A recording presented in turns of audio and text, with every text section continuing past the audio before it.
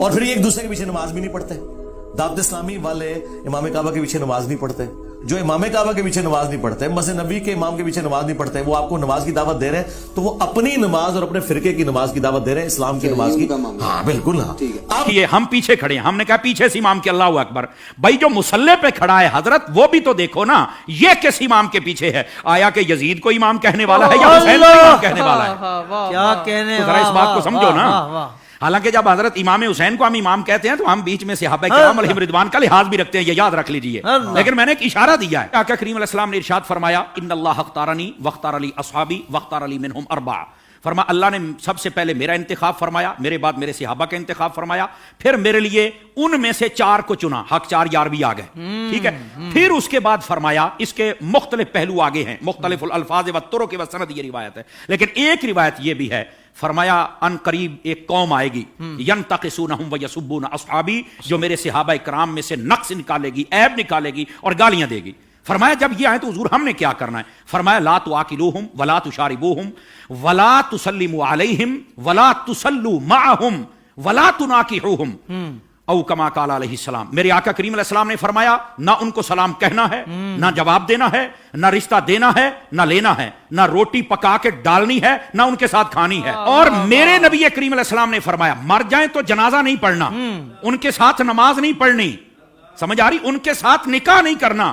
تو میں نے کہا یہ ہمیں چورن مت بیچو, ہم نے حضور کی حدیث پڑھی ہوئی ہے. اگر کوئی چاہتا ہے کہ ہمارے سامنے کھڑا ہو کر ہمارا امام بنے, امام بننے سے پہلے بندہ بن کے مجھے یہ بھی بتائے تیرا نبی کے بارے میں کیا عقیدہ ہے, تیرا صحابہ کے بارے میں کیا عقیدہ ہے, تیرا افضلیت صدیق اکبر بکار بارے میں کیا عقیدہ ہے, تو کل صحابہ کو جنتی مانتا ہے یا نہیں مانتا, تو نبی پاک کی اہل بیت کے بارے میں کیا کہتا ہے, یہ سارے عقیدے مجھے بتا دے, میں تیرے پیچھے کھڑا ہو کے نماز پڑھ لوں گا.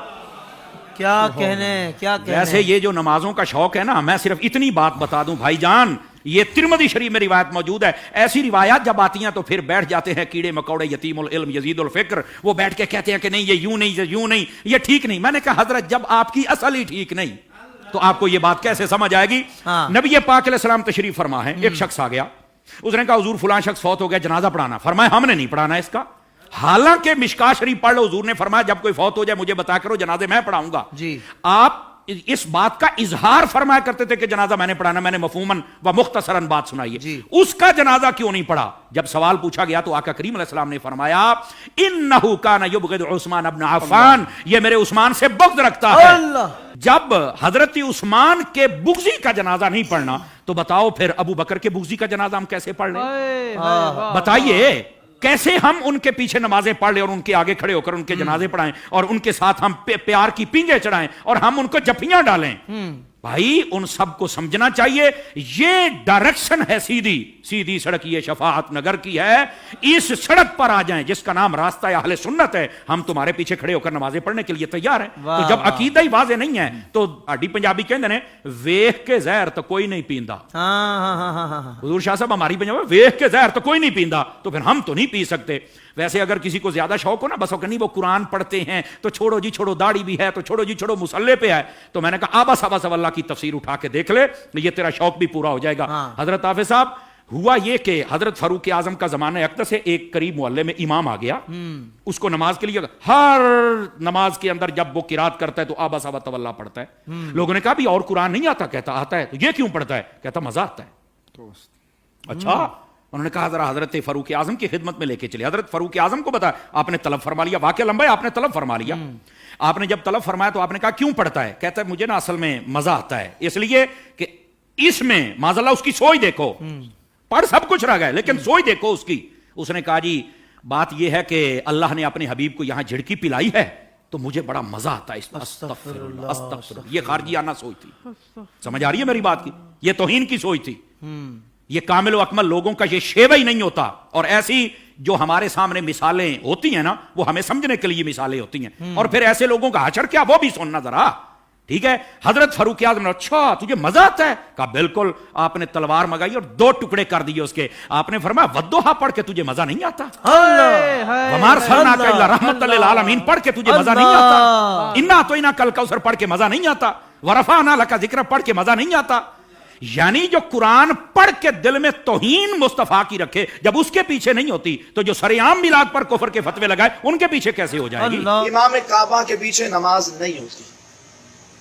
कोई कहे कि भाई वो काबे का इमाम है, अब उसके पीछे भी नमाज नहीं होगी, अगर वो गलत होगा तो फिर अल्लाह ताला ने उसको काबे का मुसल्ला, क्योंकि ये पुराने किसी पिटे सरजात इनके जवाब उलमा बारहा दे चुके हैं कि भाई मामला ये है कि किसी भी जगह पर काबिज हो जाना अहले हक होने की अलामत नहीं, मगर ना आपका जो क़िबला अव्वल बैतुल मुक़द्दस है वो इसराइलियों के कब्जे में, तो क्या कहेंगे यहूदी हक पर है। और फिर आप तारीख काबा उठा करके देखें, 25 बार ऐसा हुआ है कि काबे के मुसल्ले पर एक ऐसा बंदा शियों तक की इमामत काबे के मुसल्ले पर हुई है, तो क्या कहा जाएगा कि फिर वो दुरुस्त हुए, उनका दावा होगा वो दुरुस्त हुए। तो ऐसा नहीं है, जबरन काबिज हो जाना अहले हक होने की दलील नहीं है।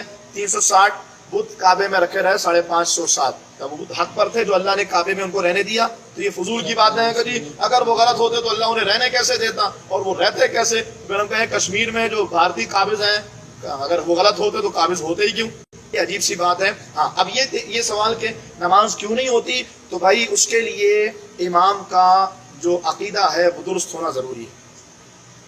और इमाम का अकीदा दुरुस्त कैसे है, मैं आपसे सिंपल सी बात, मैं उन अकायद की तरफ नहीं जा रहा, सिर्फ सी बात करूंगा। आपके किसी अजीज की, किसी रिश्तेदार की खबर है और उस रिश्तेदार की खबर को बराबर कर दिया किसी बंदे ने, मिसमार कर दिया, उसके पीछे नमाज पढ़ेंगे? जन्नतुल बकी में 10,000 सहाबाए किराम की कब्रों पर बिल्डोजर चला दिया गया, फिर भी हम कहें कि ये वहाँ पर है। सहाबाए किराम जनाबे मस्जिद कुबा के बाहर जो कब्रिस्तान था, मेरी जो सेकंड लास्ट हाजिरी थी उसमें जब मैं गया था, तो वहाँ के अरब ने बताया मुझे कि यहाँ पर खुदाई की है और क्रेनों के जरिए तरोताजा लाशें निकालें, और उनको पता नहीं कहाँ मुंतकिल कर दिया। आज मस्जिद कुबा के सामने प्लेन बहुत बड़ा सा ग्राउंड बना दिया, खबरों को बिल्डोज कर दिया, नामो निशान मिटा दिया। फिर ये बात की जाए तो कहा जी वो शिर्क को मिटा रहे हैं। और जालिमों, अगर एक कब्र बनी है तो उसमें कौन सा शिर्क हो रहा है, कौन सा शिर्क है मुझे बताएं। एक कब्र है मुसलमानों का कब्रिस्तान, उसमें बिल्डोजर चलाना, ये कौन सा शिर्क है? ये एक बात है, इसके अलावा 20 ऐसी खवासतें हैं जिसके तनाजुर में ये बात बिल्कुल तयशुदा है। और अगर किसी को फिर भी बात समझ में ना आए तो मोहम्मद बिन अब्दुल वहाब रजदी की किताब किताबुत तौहीद है, उसका उर्दू तर्जुमा मिलता है, उसको पढ़िए आप। उसमें इनके वहाबियों के अकायद लिखे हैं। जिस मोहम्मद बिन वहाब नजदी को ये लोग अपना मुक्तदा मानते हैं, जिसका नजरिया भी सऊदिया में राइज है, उस इब्ने अब्दुल वहाब नजदी को पढ़े तो आपको पता होगा नंगी गाली उसने अपनी किताब में दी है, और ये सारे उसको फॉलो करके उसको अपना बड़ा, अपना इमाम, अपना मुक्तदा मानते हैं। वो तौसीफ और शैतान जब इसका नाम लेता है तो रहमतुल्लाह अलैह पता नहीं क्या क्या बोल रहा होता है। तो इसलिए ऐसे लोगों के पीछे नमाज नहीं होगी जिनके अकायद दुरुस्त।